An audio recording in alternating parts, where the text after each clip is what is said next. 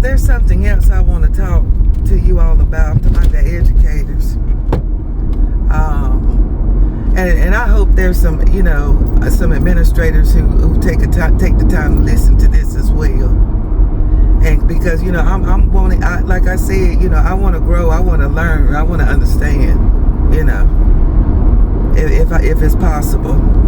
Let's talk about submitting lesson plans to administration. First and foremost, let me go ahead and say this. Whatever it is that's required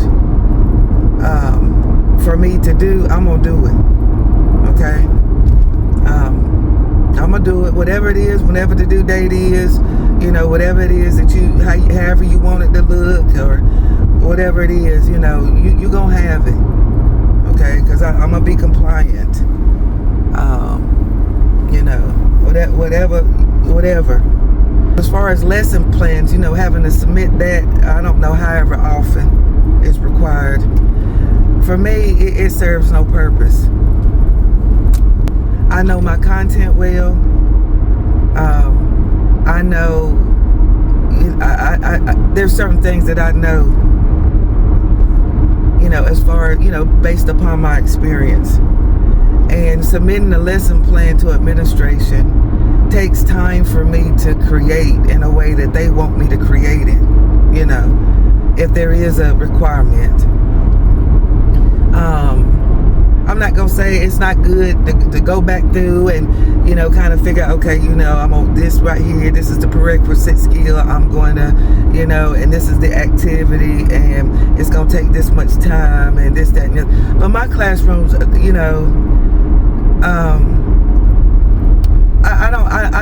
I have an outline of what I go by, you know what I'm saying? But anything outside of that, honey, I don't have the time for it, really. And then when I submit it, what are you going to use it for? You using it to make sure that I know what I'm teaching and what I'm doing in the classroom? There comes a point in time when I need to be trusted as a professional. And as far as I'm concerned, my evidence is my evidence. At any point in time, I'm saying, I slip, or things. I teach a testing subject in math. So at any point in time,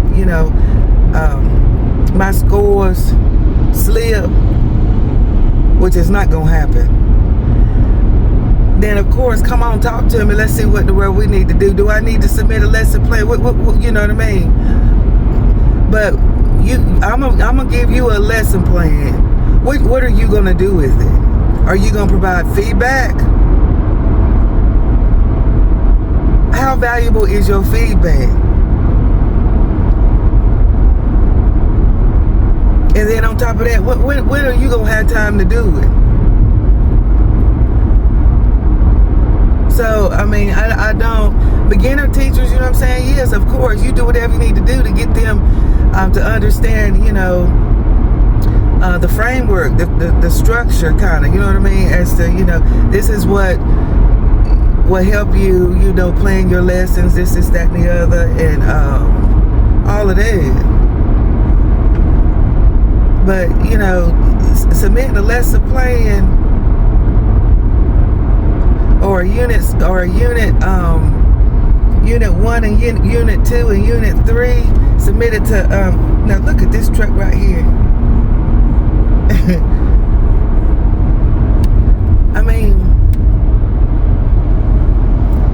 What are we gonna discuss? So I'm curious to know how people feel about that. Are you required to submit lesson plans? Administrators, what do you do with lesson plans? How is it a useful tool for you? How is it a useful tool for the teacher? How do you do it if you do it? As far as providing feedback, without adding to the additional responsibilities that you have as an administrator, and also, as a teacher. how does that work? What do you gain from it? And then if you don't have the content knowledge behind it, I mean, how are you evaluating it? That's the question. And then maybe once I understand that part, then I can say, oh, okay then. But I guess it's just I've never understood. So again, I'm willing to grow. So y'all tell me what's up. Then if it's how do you evaluate it, and then how do you provide feedback,